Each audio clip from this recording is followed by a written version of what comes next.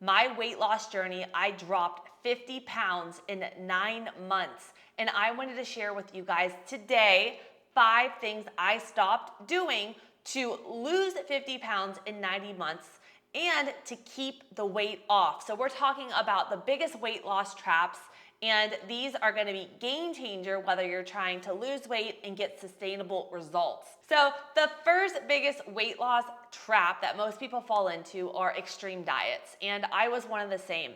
I've tried every diet out there.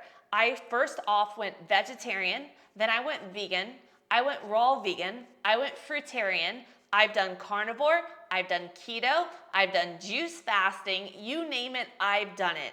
And the truth is, all of these, while you may start seeing results initially, long term, you need to ask yourself if you're gonna get sustainable results and be able to adhere to that diet long term.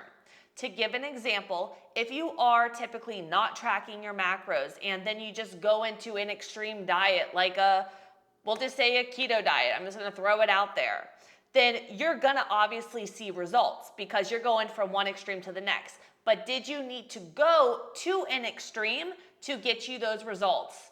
No. So the first biggest weight loss track is gonna be going toward extreme diets. It really comes down to really finding the balance for you, for your metabolism with carbs, fat, and protein, and I customize all of that to my clients. Especially with these juice fasting and these detox teas, if you're just cutting out carbohydrates, for every 1 gram of carb, your body holds on to 3 to 6 grams of water. So if you're going on these low carb or these just juice fasts, of course, you're gonna start losing weight a lot in that first week. But what happens after you lose that? You go back to eating the normal and then you gain the weight right back on. Or you start eating a little bit more carbs again and your body stores a little bit of water for every 1 gram of carb and you think you gained a bunch of weight and you didn't. So no extreme diets, no diet teas, no juice cleanses, just find the balance, and that's gonna get you more of the sustainability versus going and thinking you need to go from one extreme to the next. So the second thing that I stopped doing to lose 50 pounds in 9 months is I used to think that I needed to eat 6 to 7 meals a day like all of the bodybuilders out there. I heard that you have to have a meal every 2 hours to boost your metabolism. And that is actually not true, guys. I look at my macros on the course of the entire day. And actually, this is a little fun fact, I actually had really bad digestive issues. If you are snacking consistently throughout the day and not giving your body at least a good 3 to 5 hours in between that meals, there's something called your migrating motor complex, your MMC pathway. This actually acts as like a sweet streaker in the gut, cleans out the bad bacteria. So if you have a lot of bloating, digestive issues, SIBO, all of that, if instead of snacking, by having 3 larger meals, you're actually probably gonna realize that you feel a lot less bloated. And that gives it time to, in between your meals, for your insulin levels from that meal to go down and your sister hormone to come on, which is our fat burner. So you do not need to have 6 meals a day. When I change these things up with my clients, they even notice bloating's better. They have less cravings. And when you look at it, it's like, I like to sit down, be present with my meals, and really focus on digestion.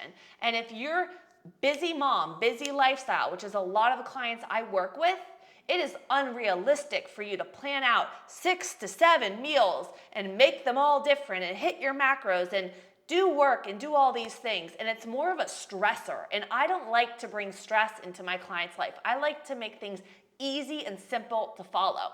So 3 versus 6 meals, that is my second biggest weight loss trap that I feel like most people fall into. It is not gonna boost your metabolism. You have to focus on your carbohydrates, your fats, your protein over the course of the day, balanced meals. So the third one that I feel a lot of people fall into is, and I did this too, I was so focused when I first started my weight loss journey on how many calories can I burn throughout the day. I mean, I thought I needed to become a marathon runner. In fact, I did become a marathon runner. I ran 3 marathons, the first one with my dad, and I got trapped into it where I thought if I didn't run X amount of miles a day and that number kept going up and up and up, that I couldn't eat all my macros for the day. I was looking at calories in versus calories out. How many calories can I burn? And I was in that bad mindset just of how can I get X results faster? And a lot of clients come to me, and this is huge for women over 40 because we have to work for our body, for our hormones, not against it. And they come to me on these low calorie diets, doing tons of cardio, and they're not seeing results. They feel like they're losing muscle, they're retaining water, their cortisol levels are through the roof. So the biggest trap that I feel like a lot of people fall into is really looking at how many calories can I burn with cardio, with movement. They're tracking everything. They become so obsessed with trackers that it stresses them the F out versus really focusing on training smarter, not harder, really prioritizing the strength training, and that is a huge thing. We want to build lean muscle mass, especially my women over 40. We want to go toward our bone health, our joints, all of that. We want the weight-bearing exercises, especially since we're losing muscle at a rate of 40 to 50% faster when we hit our 40s. Now, the fourth, I have a list of these. I wrote it out. So the fourth biggest weight loss trap that I stopped doing is I stopped calling things refeeds and cheat meals. I feel like a lot of coaches out there say, okay, go have a cheat meal. You could have a little break, go eat whatever you want. I feel like the word cheat really puts a negative association with the food, or saying I cannot have this food, or calling a food a bad food. I work with a lot of people that come from EDs that have more fear of foods, and when they say these things to me, I'm like, we need to shift that. No food is bad. You have to change your mindset. It's about finding a balance. I like to do an 80-20 approach when it comes to my diet, really focusing on whole, nourishing foods. And if I want to have something and I want to go out to dinner, or if I want to have chocolate, I fit it into my macros.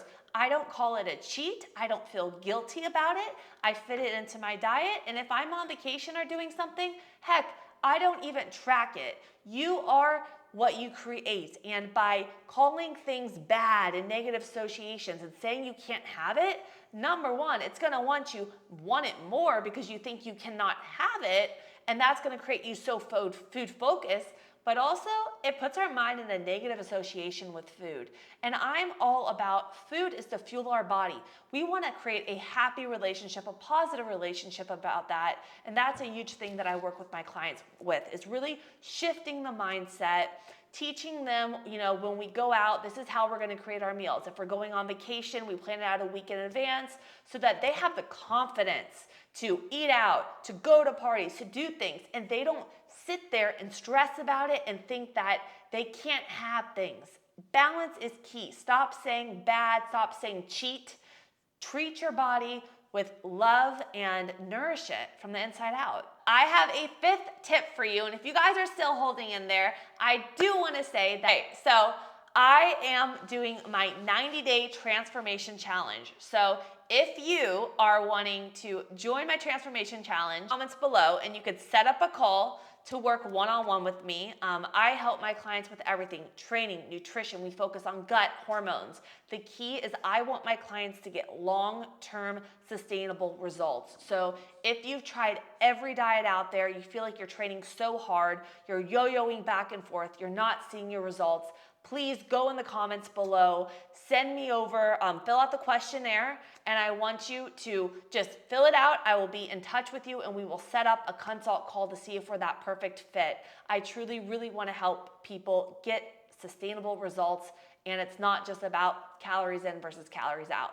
So, my fifth weight loss trap that I find a lot of people fall into, it's not really a weight loss trap, it's kind of just a habit that a lot of us do, is we constantly eat in front of our phone, a computer. We're not present with our meals. A long time ago, we used to sit down. We used to have meals with our family. If you look at our population now, everything has shifted so much. When we're working on our phone, our computer, we're so stressed out about other things, our body is in a state of sympathetic response. So basically, you're in the fight or flight response. The blood is going away from your external organs. It's not going towards digestion. You're not present with your meal, and you may be overeating. You may feel like you're not getting your hunger satiety cues. You may just feel bloated and weighed down after your food. So it's not a weight loss trap, but I do want to give that tip that if you guys you're on fat loss, weight loss, whatever, try to sit down, be present with your meals. If you have, family, friends around, try having a meal with them. Be present with them. That whole connection around a meal, it's not just about how fast can I get my food in so I can move in throughout the day.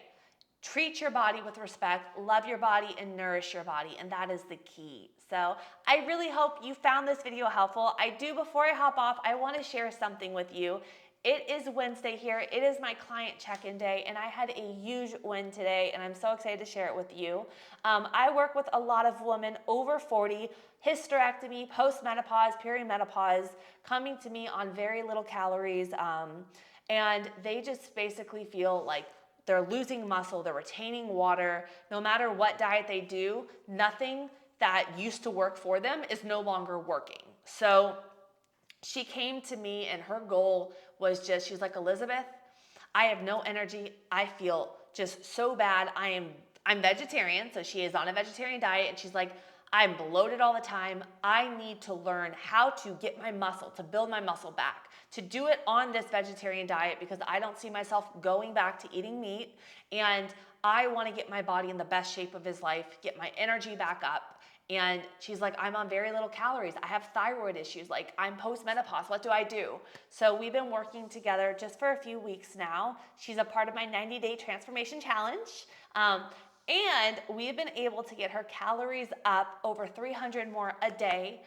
We got her time blocking, so her whole schedule's set up so she's able to get more done, be more productive. Her energy's going up, and we optimized her macros so that she's able to get the bloating down on the vegetarian diet and hit all of the macronutrient needs for her body, her metabolism, especially the protein, so she's able to build lean muscle mass. So I was so excited today because the first few weeks she was a little scared. She's like, I'm afraid to increase my calories, and I've really just been every single week really dialing into her, explaining, this is what we're doing, this is why, and she let go, she listened, and she smiled so big in her pictures today, and I'm like, this is a new you, and we're only a few weeks in. I can't wait to see where you are at the end of the 90 days. So if you're postmenopause, if you're a vegetarian, vegan, or whatever, you feel lost, head over in the comments, send me over the questionnaire filled out, and